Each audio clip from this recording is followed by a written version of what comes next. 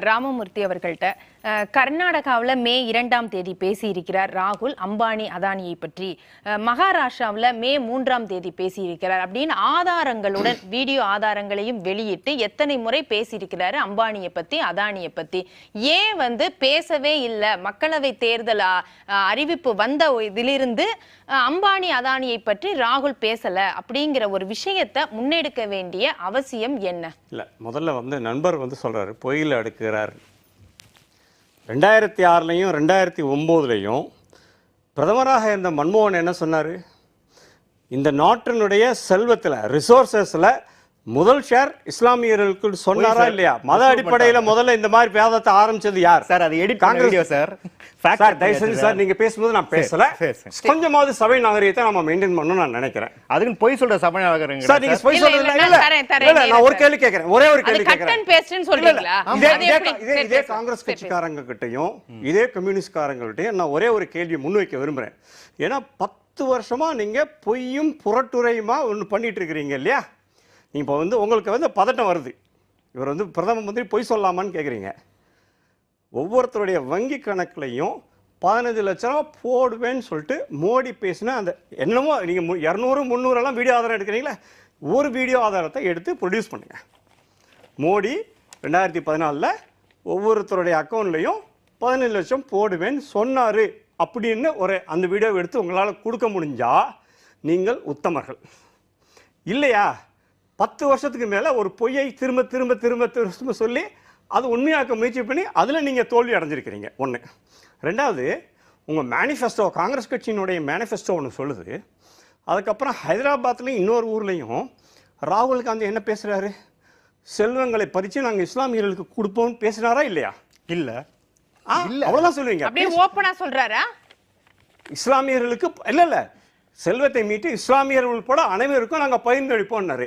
ஏன் உங்கள் காங்கிரஸ் கட்சியில் நீங்கள் 70 வருஷமாக அடிச்சிருக்க கொள்ளை அடிச்சிருக்கீங்க இல்லையா? இந்த சொத்தம் முதல்ல நீங்கள் பகிர்ந்து கொடுங்க, மக்களுக்கு பகிர்ந்து கொடுத்துட்டு அதுக்கப்புறம் மக்கள்கிட்ட இல்ல ஒரு இடத்துல ஒரு இடத்துல எல்லாருக்கும் எடுத்து அதுல இருந்து செல்வத்தை எடுத்து இந்த உருட்டு 100 வருஷத்துக்கு மேல நீங்க முன்னாடி ஆரம்பிச்சது உருட்டு. ரஷ்யாவில் தோத்து போச்சு, சைனாவில் தோத்து போச்சு, வியட்நாமில் தோத்து போச்சு, நீங்கள் கம்போடியா எந்த போல்பாட்லேருந்து ஆரம்பிச்சு உங்களுடைய இந்த உருட்டு இருக்கு இல்லையா? செல்வத்தை பகிர்ந்தளிப்போம்ன்ற ஒரு உருட்டு மிகப்பெரிய உருட்டாக 100 வருஷமாக பண்ணிட்டு இருக்கிற அந்த உருட்டு உலகத்திலேயே மிகப்பெரிய எண்ணிக்கையில் மக்களை கொலை செய்வதெல்லாம் முடிஞ்சிருக்குது. ஸ்டாலின் ஆகட்டும், மாவோ ஆகட்டும், போல்பாட் ஆகட்டும், இவர்களெல்லாம் நீங்கள் அந்த சின்னஞ்சிறிய தீவாக அங்கே தென் அமெரிக்காவில் இருக்கக்கூடிய அந்த தீவாக இருக்கட்டும், நீங்கள் எல்லாருமே இந்த உருட்டை சொல்லி மிகப்பெரிய ஒரு மக்கள் படுகொலையை நடத்தி தான் செஞ்சுருக்கிறீங்க. ஆக இந்த வெல்த் டிஸ்ட்ரிபியூஷன் ரீடிஸ்ட்ரிபியூஷனுங்கிறவங்களுடைய வாதம் திரும்பவும் என்ன ஆகும்னா நக்சலைட்களுடைய அந்த வாதமான இண்டிவிஜுவல் ஆனிஹிலேஷன், தனிநபர் அழித்தொழிப்பில் கொண்டு போய் முடியும். ஆக இனவெறுப்பு. இப்போ கடைசியாக உங்களுடைய வெளிநாட்டு செயலாளர் சாம் பிட்ரோடா என்ன சொல்கிறாரு? தமிழர்களை ஆப்பிரிக்கர்கள், தென்னிந்தியர்களை மொத்தமாக தென்னிந்தியர்கள் ஆப்பிரிக்கர்கள், மேற்கில் இருக்கிறவங்க அரேபியர்கள்ன்றாரு, வடக்கு இருக்கிறவங்க யூரோப்பியர்கள்ன்றாரு, கிழக்கு இருக்கிறவங்கள சைனீஸ்ன்றாரு. இந்த நிறைவேற்றுமை சொல்கிறது மட்டும் ரொம்ப மிக நேர்மையான பேச்சா? இதெல்லாமே இந்த மாதிரி மத, மொழி, ஜாதி அடிப்படையில் வேறுபாட்டை மிகப்பெரிய அளவில் நீங்கள் பண்ணி அதில் நீங்கள் தோல்வி அடைஞ்சிட்டு இருக்கிறீங்க.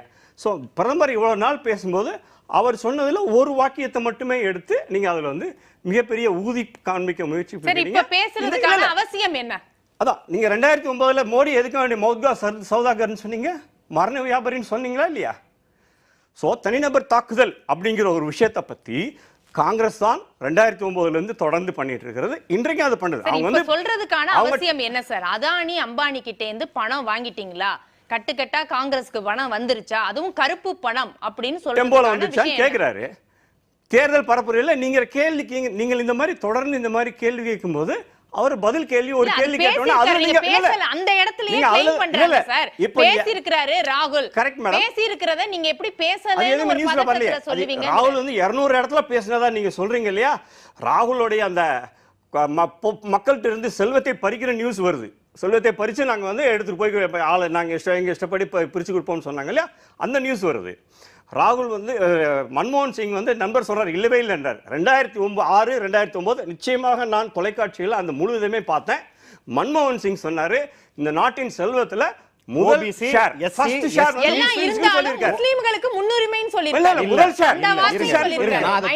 வேர்ட் பை வேர்ட் சொல்றேன். ஓபிசி எஸ்சி எஸ்டி அதெல்லாம் அந்த கதையெல்லாம் பின்னாடி ஆட் பண்றீங்க. அந்த கதையெல்லாம் பின்னாடி ஆட் பண்றீங்க. இது வந்து உங்களுடைய பொறுமையை மறைப்பதற்காக ஆட் பண்றீங்க. அவ்வளவுதான். அவரு சீக்வென்ஸாவே OBC SC ST and minorities within minorities especially Muslims ன்னு சொல்லிருப்பாரு. ஏன்னா அன்னைக்கு சச்சார் கமிட்டி ரிப்போர்ட் இருக்கிற மைனாரிட்டிகள்ல முஸ்லிம் அதிக டெப்ரிவேஷன் இருக்குன்னு சொல்லிருக்காங்க.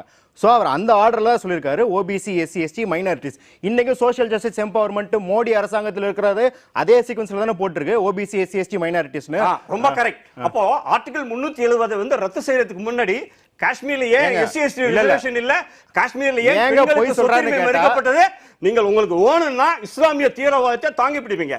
காஷ்மீர்ல எங்க சார் உங்க சோஷியல் ஜஸ்டிஸ் போச்சு? அதானி அம்பானிக்கு இப்ப முஸ்லிம் தீவிரவாதி என்னங்க 370 ரத்து பண்றதுக்கு முன்னாடி உங்களுடைய சமூக நீதி ஏன் காஷ்மீர்ல செல்லுபடியாகல?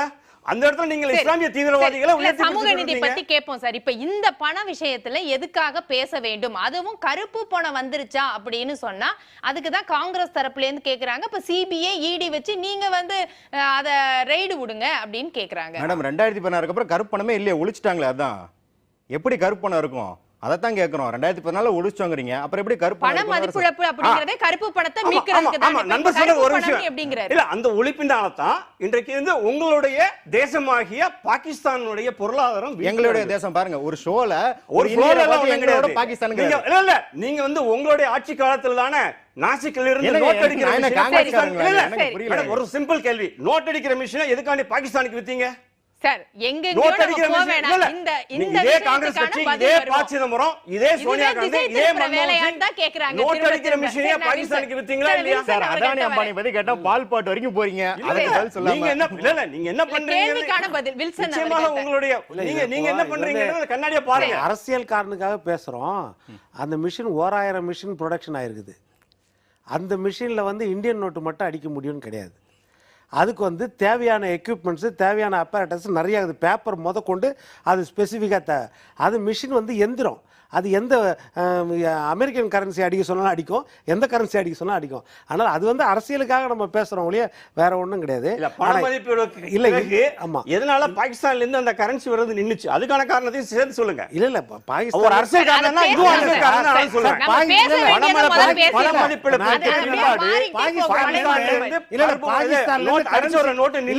பாகிஸ்தான்ல இருந்து கரன்சி வந்ததுக்கு ஒரு ஆதாரம் கொடுங்க, நான் அரசியலே பேச மாட்டேன்.